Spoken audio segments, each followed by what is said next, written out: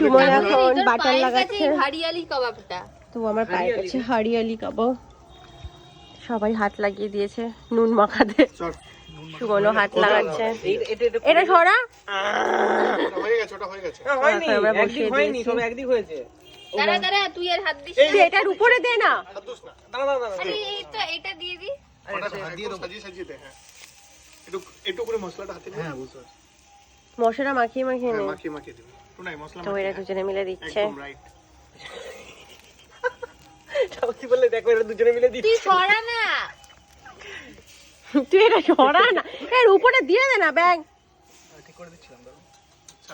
আচ্ছা, স্যান্ডউইচ নিচ্ছিস? তোর হয়ে গেছে চিকেন? খুঁজে পাইনি হ্যাঁ, মনে হচ্ছে হয়ে গেছে। তুই একটুখানি এই পুদিনা পাতা, একটু ধনে পাতা দিয়ে, একটু লঙ্কা দিয়ে চাটনিটা হলে, একটু দইও ছিল, টক দই ছিল না? না টক দই। টক দই নেই? আমি বললাম টক দইটা নিয়ে নি। বলে রায়তা বানিয়ে রেখেছি। হ্যাঁ রায়তা বানানো আছে। পিছনে যা।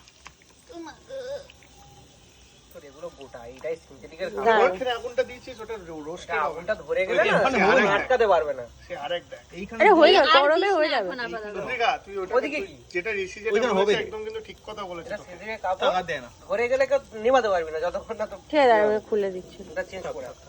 হ্যাঁ, এখানে হবে না। ব্যাস হয়ে গেছে, হয়ে গেছে। আর দিস না। আর লাগবে না, আর লাগবে না। এবার প্রত্যেকটাকে চেঞ্জ কর। হট ইডিয়েট গুলো। এই আমার হাতে মশলা তো নেই আমাদের পুরো মশলাগুলো অল্প হাতটাও রেখে দে। একটু উপরে দিয়ে দে।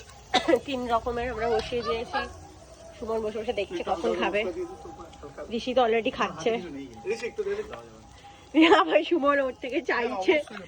একটু চাটনিটা দরকার আছে। আমার চাটনি দরকার বলছে। এরকম চিকেনটা কিন্তু লাগবে খাবার।